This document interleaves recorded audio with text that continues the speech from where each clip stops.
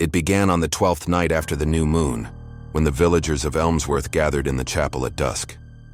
We had never seen Father Alder so pale, his knuckles white around the edges of his worn Bible, his eyes darting to the darkened corners of the room, as if something unseen lingered just beyond the candlelight. He stood at the pulpit and cleared his throat. "There is evil among us," he said, his voice gravelly and trembling. "An ancient curse has returned." No one moved. Even the wind outside the chapel had gone still. Then he pointed, not toward the shadows, not toward the woods beyond the fields, but to the old wooden cradle beside the altar, where baby Edith lay asleep, wrapped in a woolen shawl. Her mother, Miriam, stood protectively near her, a puzzled look on her face that quickly shifted into fear as Father Alder spoke again. "We must burn the child." Gasps filled the chapel.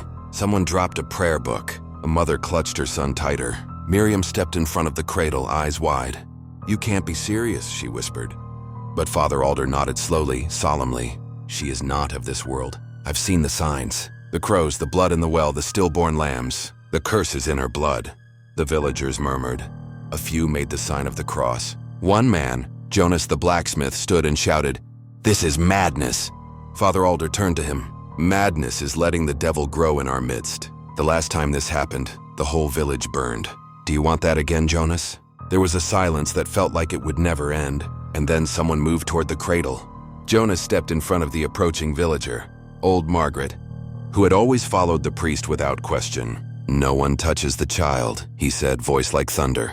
His arms, thick as tree trunks, spread protectively in front of the cradle. Margaret hesitated, looking back at Father Alder, who gave her a small nod. "Jonas," the priest said, "I know your heart is good, but your doubt puts us all at risk." Jonas spat on the floor. "And yours puts a baby in the fire." Miriam bent down and scooped Edith into her arms. The child stirred but didn't cry. Her tiny face, still drowsy, nestled against her mother's neck. "We're leaving," Miriam whispered. "We'll go now and you'll never see us again." But the chapel doors slammed shut with a force that shook the wooden beams above. "No one leaves," Father Alder said. "Not until this is done." The wind outside had returned, howling. The candles flickered wildly, casting monstrous shadows across the stone walls. A low moan came from somewhere high in the rafters, or maybe from within the walls themselves. Jonas turned back to the congregation, his voice now quieter but no less fierce. "Does anyone else hear that? Something's wrong, but it isn't Edith, it's this place. It's him." Eyes darted toward the priest. Alder's expression was strange now, like a man listening to someone only he could hear. Then Edith opened her eyes, and they weren't blue anymore. They were black as coal, wide and bottomless, gleaming like mirrors that reflected nothing. Everyone froze. Edith opened her mouth, but what came out was not a cry.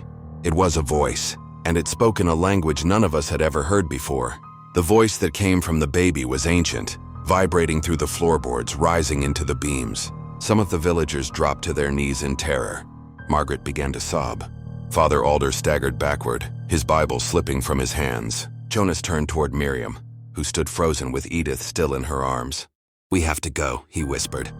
But neither of them moved. The priest fell to his knees. "It's begun," he murmured. "I was too late." "No," said the voice, not Edith's, not anyone's. The voice now came from the very walls, the very earth. "You were wrong."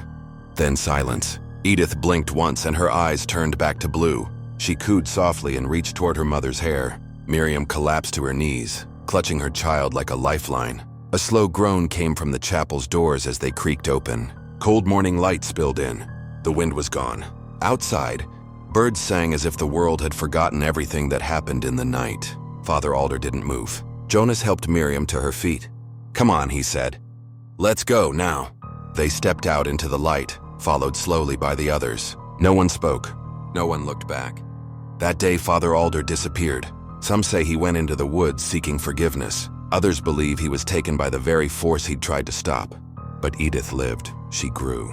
And though the signs never returned, no crows, no blood in the well, no one in Elmsworth ever forgot the 12th night after the new moon. Because sometimes what you fear isn't a curse, it's a test. And sometimes the only thing darker than a child's eyes is the heart of a man convinced he's saving the world.